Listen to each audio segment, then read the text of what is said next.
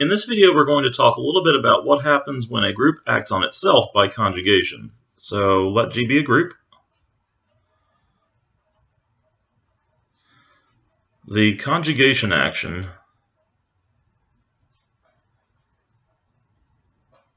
of G on G, so G on itself, is defined by, and this is for any G in G and for any X in G. So we're going to let G represent the element of the group that is acting and X the thing that is being acted on.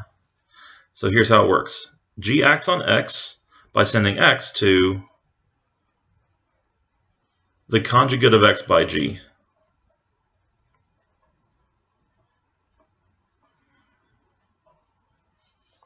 And that's the action. Now, we probably should verify that this actually is a group action. So to verify this is a group action,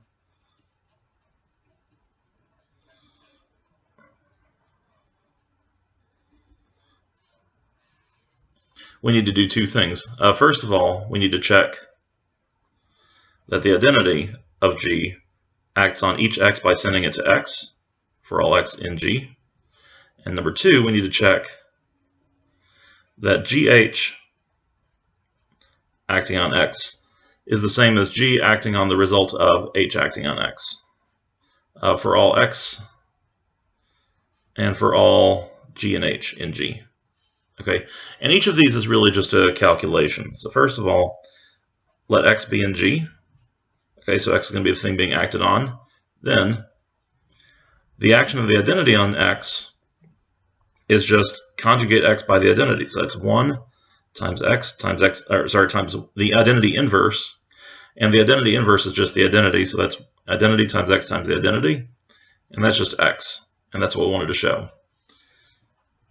Okay, second of all, let X be in G. And let G and H belong to G as well. Then GH acting on X. What does that give me? That's going to be GH X times GH inverse, because I'm conjugating by GH. And that's GH X. And then by the sock shoes principle, that's H inverse, G inverse. And then would you look at that? I have a conjugate of X, or a conjugation of X by H, and then by G. So that's just G times H acting on X, G inverse. And that's G acting on the result of H acting on X. So that property also holds up. Okay, so what I have here is a legitimate group action. And one thing that can be kind of interesting is to consider the orbits and stabilizers of elements of the group under the conjugation action. So let's try an example. For our first example, let's let G equal the group of integers under addition. And let's just have some integers act on other integers. Like let's have, for example, 5 acting on 2. Well, 5 acting on 2 is going to be conjugation of 2 by 5. So that means take 2 and add 5 to it and add the inverse of 5 to it. And that gives me 2. Okay, what if I let something else act on 2, like 7? 7 acts on 2 by adding 7 to 2 and then adding the inverse of 7. That's also 2. Okay, wait, what if n is just any integer? Then the conjugate of 2 by n is going to be n plus 2 plus the inverse of n, and that's still 2. So in this case, the orbit of 2 is just one element. It's just 2. All right. Another way of saying this is that the conjugacy class, which is the orbit of an element under the group action, the conjugacy class of 2 is just 2. Okay, so let's just formalize that terminology real quick. The conjugacy class of X, this is a definition, is the set of all conjugates of X by elements of G. In other words, it's the orbit of X under the conjugation action.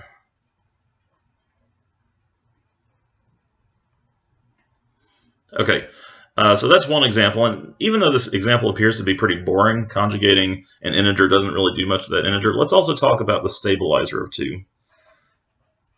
So the stabilizer of 2 is the set of all integers, n and z, such that n acts on 2 to produce 2. But we just established that every integer acts on 2 to produce 2. Every integer stabilizes 2 under the conjugation action. So in this case, the stabilizer of 2 is just the entire group. It's the entire set of integers. So I think at this point we could probably use a better example. So let's try something more interesting. I'm going to switch colors, and we're going to let G this time be the group S5. Okay, big group, 120 elements. I mean, I guess the previous group was infinite, so this is not any bigger, but it's a little bit more complicated because not everything commutes. I feel like that was what was getting in the way of this being an interesting example, was every single time we wanted to conjugate, we could just commute these elements past each other, get this element and its inverse together, zap them, and be left with 2. And this time we may not be quite so lucky. So this time, let's try taking this permutation. So this is going to be the one that gets acted on. That'll be our x. And let's act on that with some different elements of G. I'm going to start with the transposition 3, 4. So that's going to be the conjugate of 1, 2, 3 by 3, 4. And normally I would put 3, 4 inverse here on the right, but 3, 4 inverse, just writing this down for safekeeping, that is just the transposition 3, 4. It's its own inverse. So if we multiply that, then let's just think about what we get. 1's definitely going to go to 2. It's not getting interfered with anywhere else.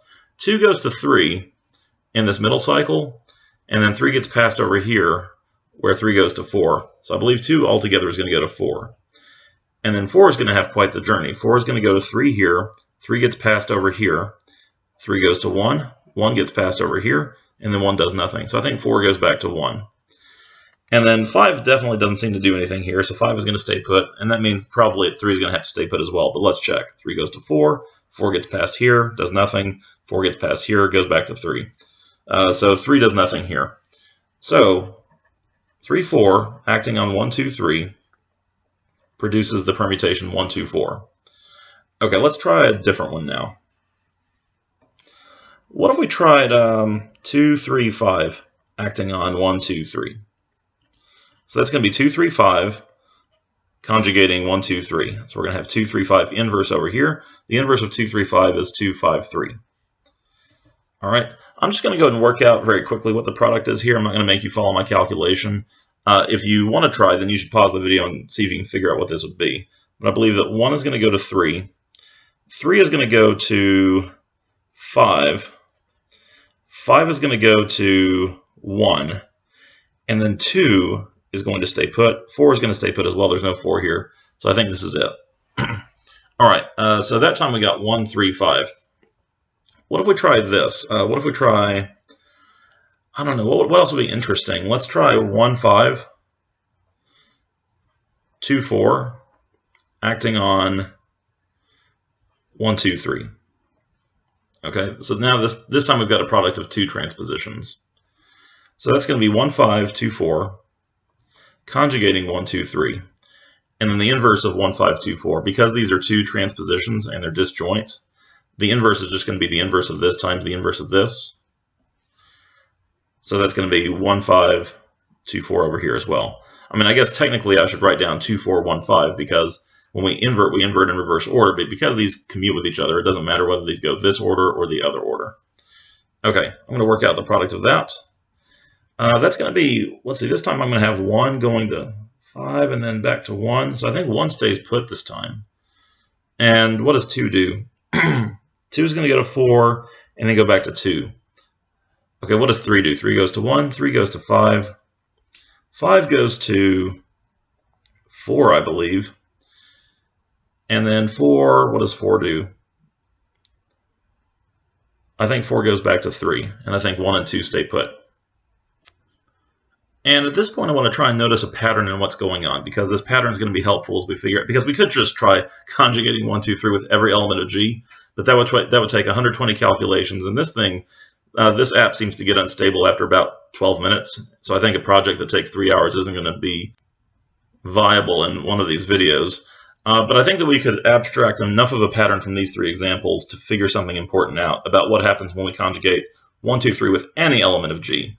Notice here, the thing I conjugated with was switching 3 and 4. And you'll notice when we conjugated 1, 2, 3 with that, we got 1, 2, 4, which is what you'd get if you took this cycle here and you switched out this 3 here for a 4. And then when we did this one, 1, 2, 3 with 2, 3, 5, we went from having 1, 2, 3 to having 1, 3, 5. So this 2 became a 3, and this 3 became a 5. So that seems to follow what happened here. 2 goes to 3, 3 goes to 5. So I have this 2 going to a 3 here, and this 3 going to a 5 here. By the way, I'm not saying anything right now about why this is happening. I just want to observe something insane going on here. Okay, what if we conjugate 1, 2, 3 with 1, 5, 2, 4? All right, this time, well, if we did the logical thing that just based on the pattern that we seem to be seeing here, we would expect to get the result of switching 1 with 5, and then switching 2 with 4, and then leaving 3 alone. So we should get that cycle, and we got 3, 5, 4 instead. But, oh, wait a minute. That cycle is the same as 5, 4, 3. Okay, so there's a generalization we can make here, which is that if sigma is a permutation, then, and I'm just going to state this for a cycle, but we can also state this for a product of cycles as well. So sigma conjugated with, let's call it A1, A2, up to AK,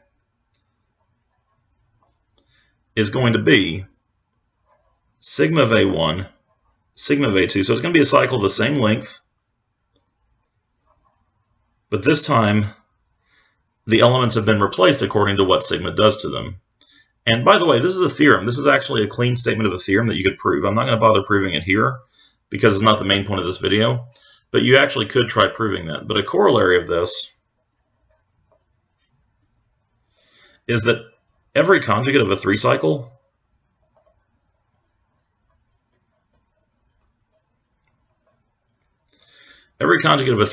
is another 3 cycle, possibly the same 3 cycle. Like there are some things I could conjugate 1, 2, 3 with that would do nothing. For example, if I conjugated this with 4, 5, the transposition 4, 5, it's not going to do anything to this. Okay? So every conjugate of a 3 cycle is a 3 cycle. So in this case, in this example, the orbit of the cycle 1, 2, 3 is the set of all 3 cycles in S5. And I really do claim that you can get them all. I didn't show that you can get them all. But like, let's say that you wanted to get, I don't know, 1, 4, 2. Well, then you would probably conjugate this with, let's see, what would be the best way of doing it? We could probably send 2 to 4 and then 3 to 2. So what permutation would send 2 to 4 and 3 to 2? I'll bet this one would do it. I know that that cycle is not written in the most conventional way there, but I think that if we act on 1, 2, 3 with the cycle 3, 2, 4, I believe we will get the cycle 1, 4, 2. So that's a specific example, but that's just to demonstrate that any 3 cycle I could write down, I can find something to conjugate 1, 2, 3 with that'll get us there. So that's my conjugacy class of this 3 cycle. It's all 3 cycles. So this entire thing is one conjugacy class. And you might find it interesting to think about how many conjugacy classes there would be and what they would be. One conjugacy class of S5. Okay, what about the stabilizer of 1, 2, 3? Well, I'm not going to try and write down precisely what it is, like which permutations this consists of, but there is something I want us to see here. So let's just leave that as a question mark, but let's suppose sigma is in this stabilizer. In other words, suppose sigma conjugates 1, 2, 3 and gives me back 1, 2, 3. Okay, then what does that tell me? Well, then sigma 1, 2, 3 sigma inverse is the same as 1, 2, 3. And I can multiply both sides of this equation on the right by sigma and get that sigma 1, 2, 3 is equal to 1, 2, 3 times sigma. So what that means is that sigma is in the centralizer of 1, 2, 3. Remember, the centralizer is the subgroup of elements which commute with this particular element. So sigma is in the centralizer 1, 2, 3. And that's a good fact to keep in mind, is that under the conjugation action,